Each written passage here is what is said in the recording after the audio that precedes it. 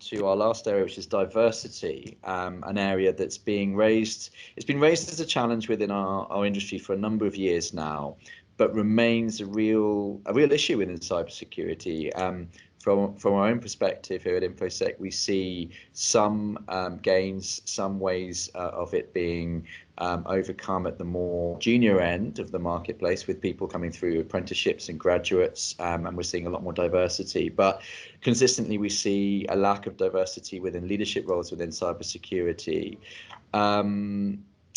Do you think we're making progress to enable more diverse hiring decisions at that strategic level, or do you also see that as being a challenge? I think it's getting better. I think we've still got a long way to go in terms of, having that true diversity.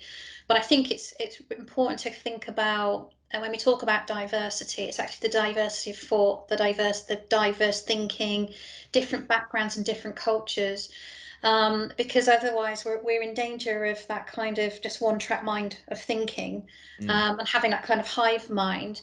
And I think when we were talking about the fact that the cyber criminals are evolving to what's going on in the industry, how they can exploit technology, how can they exploit people from a psychological and sociological perspective.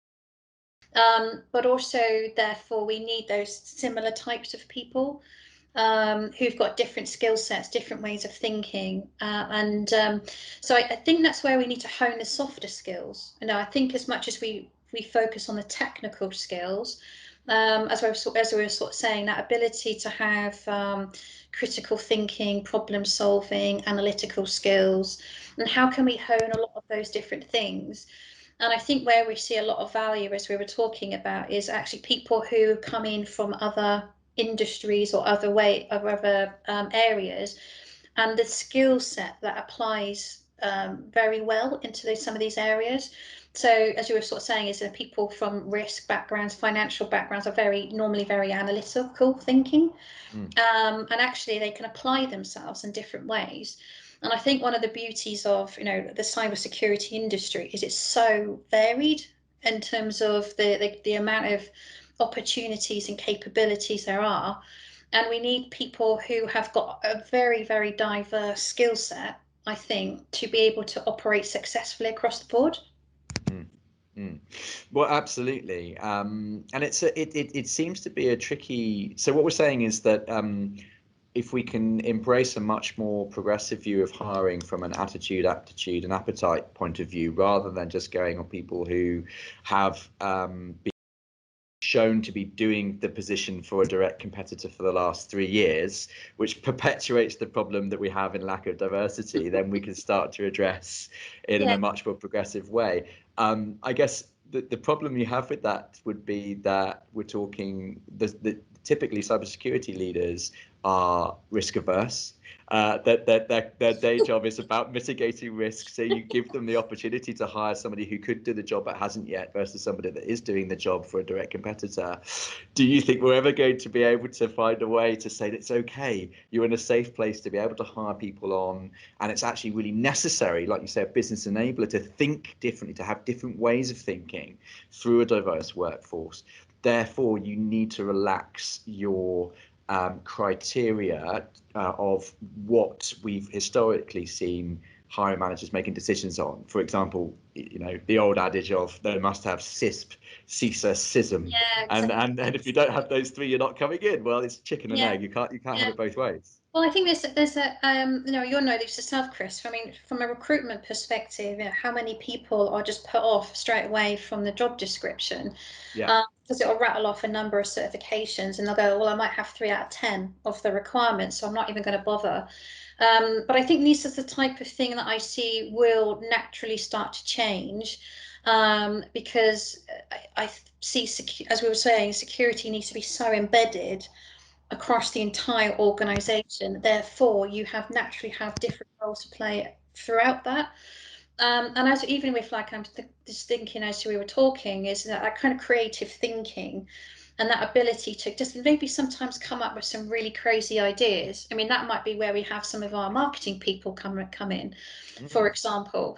So it's just kind of thinking about, these people who are not naturally lending themselves to traditional cybersecurity have got very good skill sets that can apply in different areas. And I think that's the kind of where we need to kind of think more holistically about actually how can we nurture some of these different things. And if we kind of accept the point that these risks, these threats are going to continue to evolve as the technology evolves, then we sort of said when we're always playing catch up, but then we've then probably got to think really, it sounds like a cliche, but really outside of the box. In terms of how can we be proactive and how can we have that enablement. But I also culturally, I think we really need to kind of stop this blame culture that I think we've kind of inherited in the cybersecurity industry. Whenever there's a breach, when anything goes wrong, it's kind of like, who are we going to blame today? But actually we know, and as we've discussed already, that the techniques are so sophisticated, and it's getting harder and harder to detect. So actually it's not about who can we blame, but actually what can we do to do better. So if someone got an entry from a phishing attack, or insider threat, or wherever it come from, what we have to then really have a critical look at: how did it happen? How do we prevent it?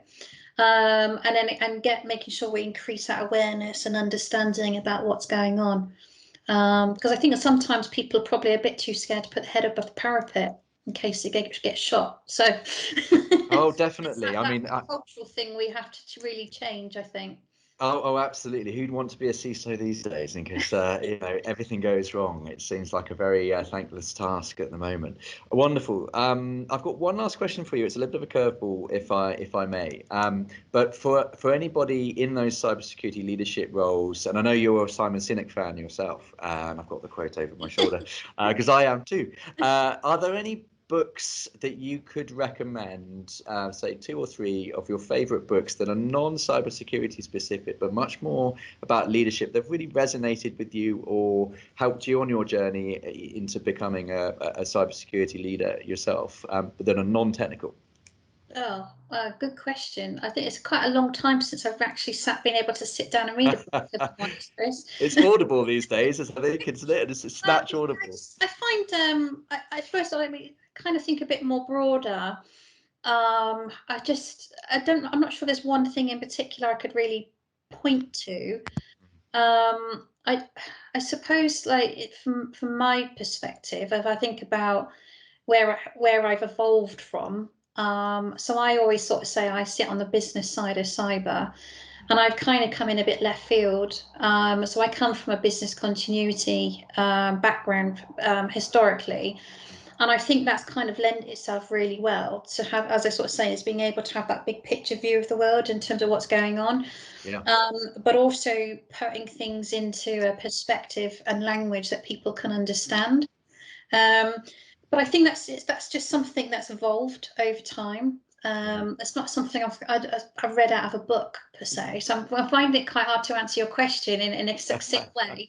But I just find one of the things that I think is absolutely amazing in the environment that we're working on at the moment is just how accessible different people's views and perspectives are. So actually, we've talked about the fact that so many conferences have moved online, which means that actually so many more people who wouldn't have been able to go to these type of conferences and seen these people talk and seen these blogs and all of these things, suddenly we've just opened up the industry. And that's probably why I would sort of say I would encourage people to kind of have that bit wider perspective, look at different companies, look at different individuals, but also at different levels as well, and see what it is that you like and what resonates about that individual, and how you can kind of hone that skill, really. So I'm probably not answering your question in the way you wanted me to, but No. I think I was just thinking like kind of how's things kind of evolved and how accessible things are for people to just have access to different sources of information. That's right. There are so many capable leaders out there, actually, and you're right, that there's a huge amount of information you can. So it's got to be a personal choice, I guess, around who resonates with you and who you feel is going to give you the best kind of examples and advice to take your career forward. Yeah, So no, I think so. that's very sage advice. Thank you. So no, thank you so much, Sarah. It's been fascinating speaking with you today, and we very much look forward to speaking with you again. No, you're very welcome. Thank you. Brilliant. Great.